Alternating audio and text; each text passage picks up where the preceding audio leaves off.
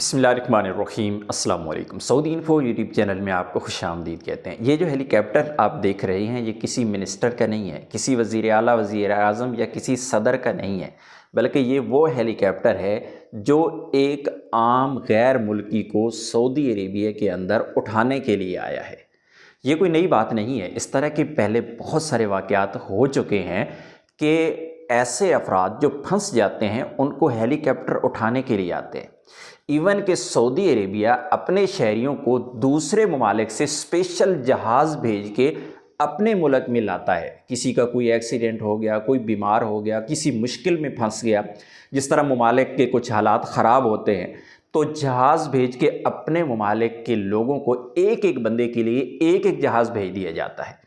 हमारे यहाँ तो ये होता है ना कि हेलीकॉप्टर देख के ही एक खौफ की फ़ज़ा पैदा हो जाती है कि पहले तो यहाँ पे पता नहीं कौन आ रहा है, दूसरा पता नहीं यहाँ पे कोई करीब जा सकता है या नहीं जा सकता, और हमें कौन से रास्ते से गुज़रना पड़ेगा और कौन से रास्ते बंद होंगे और कौन से खुले होंगे।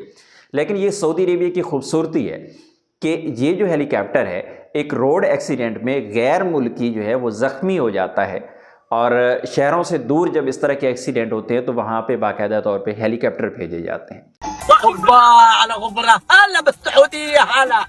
اقسم بالله السعودية عز الله يعز الدولة، الله يعز الملك سلمان وولي عهده، الله يجزاكم خير.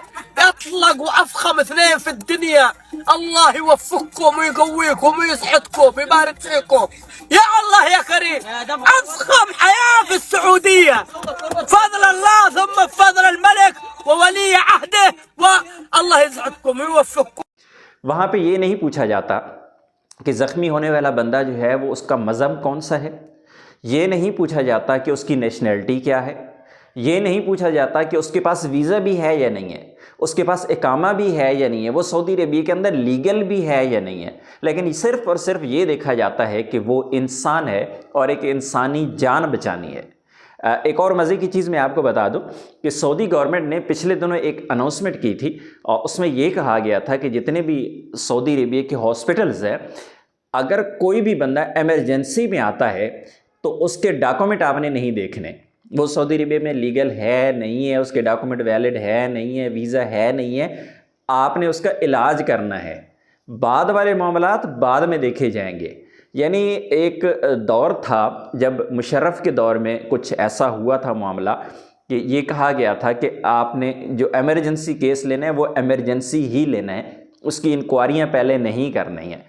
तो इसी तरह सऊदी अरेबिया में अंदर जो एमरजेंसी में जब केसेस हैं, जो हॉस्पिटल बंदा जाएगा उसको किसी किस्म का मसला हो तो उसके डॉक्यूमेंट नहीं भी हैं तो उसका इलाज किया जाएगा।